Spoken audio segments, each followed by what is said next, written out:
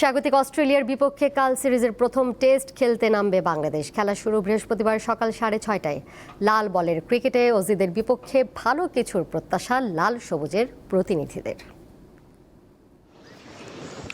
ঘরে বাইরে পাকিস্তানের বিপক্ষে সিরিজ জয়। ওয়েস্ট ইন্ডিজকে তাদের মাটিতে সিরিজ হারানোর স্মৃতি তো তরতাজাই। 2022 সালে মাউন্ট মঙ্গানুয়েতে ভিন্ন কন্ডিশনও আছে জয়, কিন্তু বাকি দুই সংস্করণের মতো টেস্টে বাংলাদেশের সবচেয়ে বড় সংকট ধারাবাহিকতায়। পাকিস্তানের বিপক্ষে দুর্দান্ত খেলে সিরিজ জেতার পরের মাসেই জিম্বাবুয়ের কাছে হারে ইনিংস ব্যবধানে।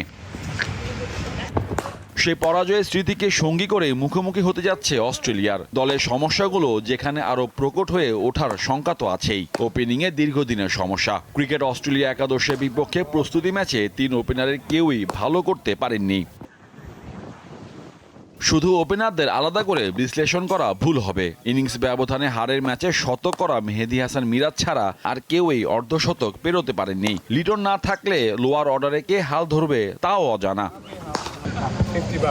প্রস্তুতি ম্যাচে বোলিং বিভাগ নিয়েও ধোঁয়াশা আছে। তাসকিন আহমেদ ও হাসান মাহমুদের সাথে একাদশে তৃতীয় পেসার কে হচ্ছেন তা স্পষ্ট নয়। খালেদ আহমেদ, ইবাদত হোসেন ও মুশফিক হাসানের কেউই দাবিটা জোরালো করে তুলতে পারেননি।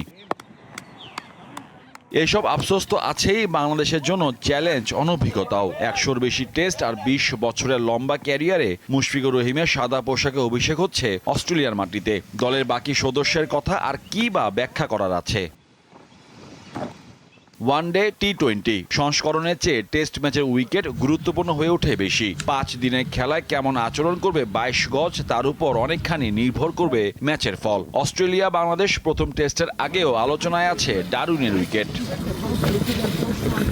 মারারা স্টেডিয়াম নামের এই মাঠে এখন পর্যন্ত টেস্ট ম্যাচ হয়েছে মাত্র 2টি। 2003 সালে যার সবশেষ ম্যাচে অজিদের বিপক্ষে মাঠে নেমেছিল বাংলাদেশ। প্রায় 23 বছর বিরতি শেষে আবারও যখন এখানে টেস্ট হচ্ছে, প্রতিপক্ষের খেলোয়াড়দের চেয়েও প্রশ্ন ওঠে কেমন হবে উইকেট।